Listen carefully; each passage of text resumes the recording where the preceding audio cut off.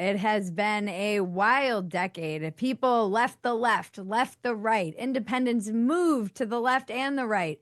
And more people have had it with either major party turning to anarchy, apathy, or conspiracy, or just doubling down. During these political realignments and tumultuous culture wars, it's easy to lose your bearings. It's easy to get reactive or negatively polarize yourself into some pretty dark places.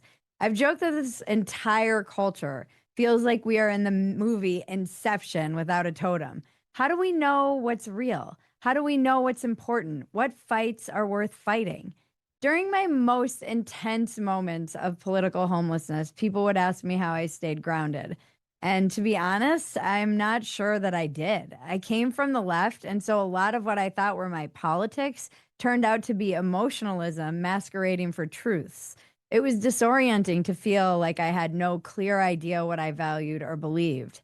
And what ultimately ended up grounding me, what became my totem, was identifying the hills that I would die on. One of those hills was free speech.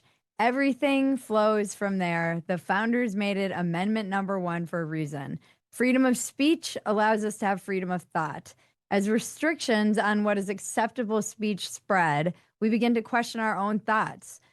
The loss of freedom of speech is insidious, and once the censorship spreads to our minds, we become easier and easier to rule.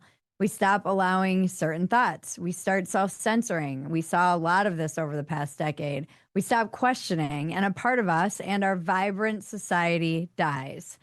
Freedom of speech isn't for sissies either. It requires a thick skin.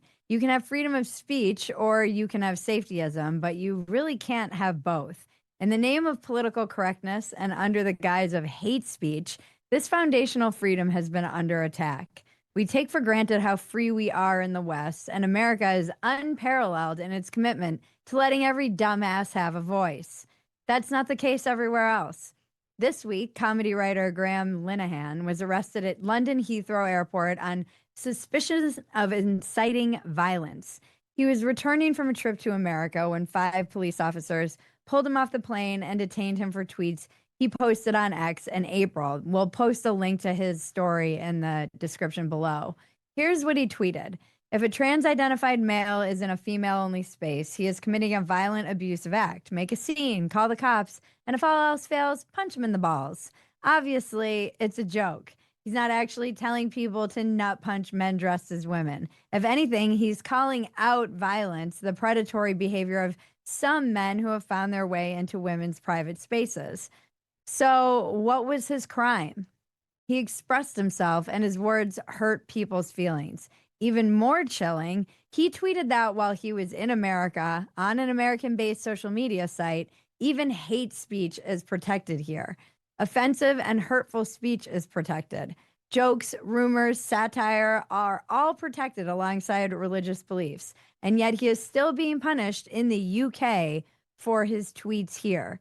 And he's not the first person to get arrested for a violent tweet. In fact, as our guest tonight, Greg Lukianoff, pointed out on X today, more than 10,000 Britons have been arrested every year for offense speech since 2021. Yes, the thing everyone tells me isn't happening is happening. England is not so open-minded about words. A growing number of British people are getting arrested for social media posts, even retweets and political cartoons. Here in America, from my perspective, it feels like we're living through a bit of a free speech renaissance golden era after a decade of intense language policing. The new inquisitors of the past decade have somewhat retreated or at least gone into hibernation. All the forbidden words are back on the roster, and language has gotten so open that the South Park creators were joking that if it gets any looser, they'll be out of a job. But it's only a matter of time before the authoritarian impulse to control language returns. And as we can see with some of the lawsuits, the Foundation for Individual Rights and Expression is currently fighting against the Trump administration. This is a bipartisan impulse. We have to defend these foundational principles. The First Amendment doesn't make what happens in the UK impossible to happen here, but it makes it much more difficult. So let's get into it.